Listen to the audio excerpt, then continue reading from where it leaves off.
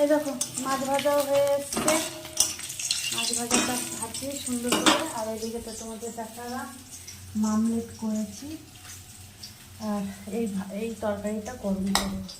তো চলো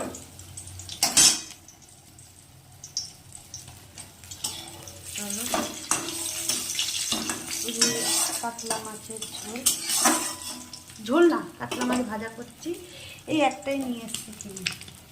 আমার বিড়ালের জন্য একটু ভেজে দিলেও ভালো খায়, ভেজে দিই।